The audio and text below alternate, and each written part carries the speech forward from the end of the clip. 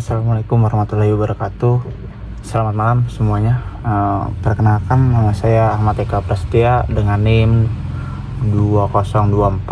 2024081264264. Pada kesempatan kali ini saya akan mempresentasikan tugas besar machine learning yang berjudul prediksi customer count menggunakan machine learning.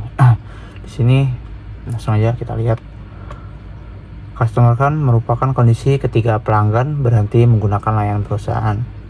Kondisi ini dapat menyebabkan penurunan pendapatan karena perusahaan harus mengeluarkan biaya lebih besar untuk memperoleh pelanggan baru dibandingkan mempertahankan pelanggan lama. Oleh karena itu, penelitian ini memanfaatkan machine learning untuk memprediksi pelanggan yang berpotensi melakukan count sehingga perusahaan dapat melakukan tindakan pencegahan lebih awal. Dataset yang digunakan adalah IBM Telco Customer Count Dataset. Ada rekomendasi dari Word-nya. Ya, penelitian ini dari sini di slide 3 ada rumusan masalah dan tujuan. Penelitian ini memiliki 3 rumusan masalah. Pertama, bagaimana pembangunan model prediksi customer count menggunakan machine learning. Yang kedua, ada penentuan algoritma yang memiliki performa terbaik. Yang ketiga, ada mengetahui faktor-faktor yang paling memengaruhi customer count. Adapun tujuan penelitian ini adalah membangun model prediksi, membandingkan performa beberapa algoritma, serta menginterpretasikan hasil menggunakan SHAP. Ya, selanjutnya metodologi penelitian. Penelitian dilakukan melalui beberapa tahap, dimulai dari pengumpulan dataset, kemudian dilakukan data understanding untuk memahami struktur data. Setelah itu dilakukan data cleaning untuk membersihkan data dan memperbaiki kualitas dataset. Selanjutnya dilakukan exploratory data analysis atau EDA untuk mengetahui pola-pola pada data.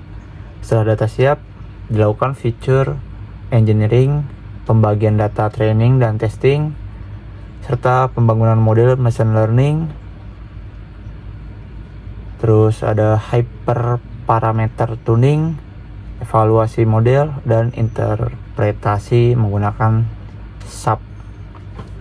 Selanjutnya ada data understanding dan data cleaning. Pada tahap ini saya melakukan pemeriksaan struktur dataset menggunakan df.info dan df.shape.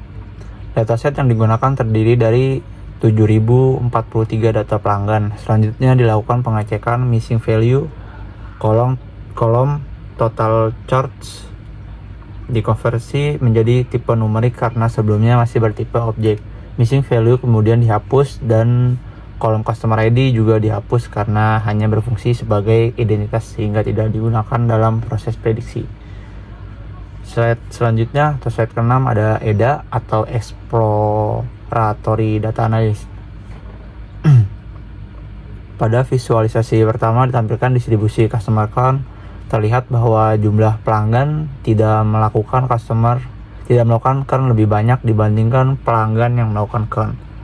Hal ini menunjukkan bahwa distribusi kelas tidak sepenuhnya seimbang, sehingga pada tahap evaluasi saya tidak hanya menggunakan akurasi tetapi juga precision, recall, dan F1 score. Di slide 7 ini menampilkan histogramnya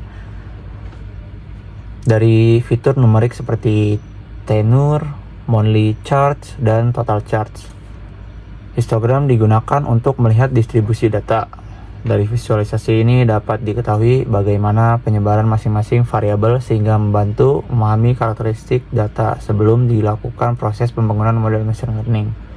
Di slide 8 ada box plot. Pada slide ini ditampilkan box plot yang digunakan untuk membandingkan distribusi data berdasarkan status customer count. Di sini box plot membantu melihat perbedaan karakteristik pelanggan yang melakukan dan yang tidak melakukan. Selain itu, box plot juga dapat menunjukkan adanya nilai ekstrim atau outlier pada data. Slide 9 ada heat map. Heat map ini digunakan untuk melihat hubungan antar variabel numerik. Semakin gelap warna pada heat map, semakin kuat hubungan antar variabel tersebut. Informasi ini membantu memahami keterkaitan antar fitur sebelum proses pelatihan model dilakukan. Di sini pada heat map bisa dilihat yang warna gelap itu ada di K1 ya. biru gelap. Terus yang ke-10, di slide 10 ada feature engineering. Setelah proses EDA selesai, dilakukan feature engineering. Tahapan ini meliputi encoding pada variabel kategorikal, pemisahan fitur dan target, serta pembagian data menjadi data training dan testing. Berdasarkan hasil processing, diperoleh 30 fitur dengan 7032 data yang siap digunakan untuk proses pelatihan model.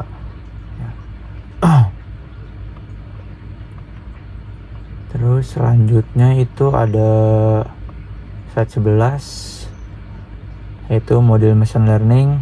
Pada penelitian ini saya menggunakan 3 algoritma machine learning. Yang pertama, logistic regression yang digunakan sebagai model dasar atau baseline. Terus yang kedua adalah random forest yang merupakan metode ensemble berbasis decision tree. Terus yang ketiga ada XGBoost yang merupakan algoritma boosting dengan performa yang baik pada data tabular. Ketiga model tersebut kemudian dibandingkan menggunakan metrik evaluasi untuk menentukan model yang terbaik. Di slide ke-12 ada hyperparameter tuning. Setelah model dasar selesai dibangun, saya melakukan hyperparameter tuning menggunakan randomized search CV. Tujuannya adalah mencari kombinasi parameter terbaik sehingga performa model dapat ditingkatkan atau meningkat dan mengurangi kemungkinan overfitting. Pada penelitian ini, tuning dilakukan pada ketiga model yang tadi. Terus di slide ke-13 ada hasil evaluasi model. Setelah seluruh model selesai dilatih, dilakukan evaluasi menggunakan metrik accuracy, precision, recall, dan F1 score. Dari hasil evaluasi dapat diketahui, di sini bisa dilihat proses hyperparameter tuning berhasil meningkatkan performa model dibandingkan model baseline.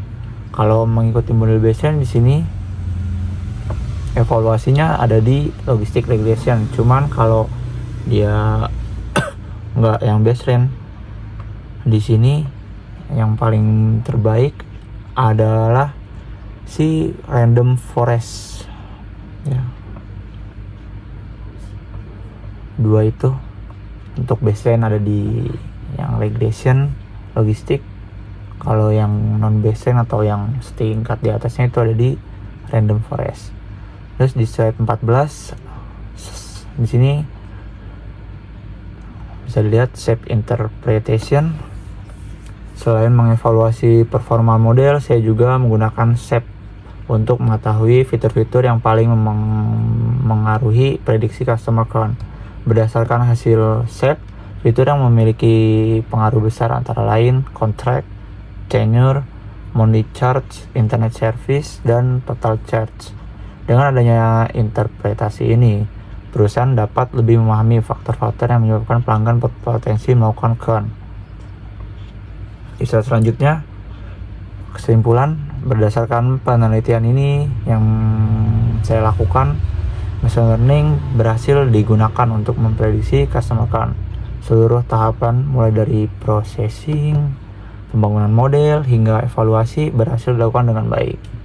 Selain itu, penggunaan shape membantu menjelaskan faktor-faktor yang mempengaruhi hasil prediksi sehingga model menjadi lebih mudah dipahami.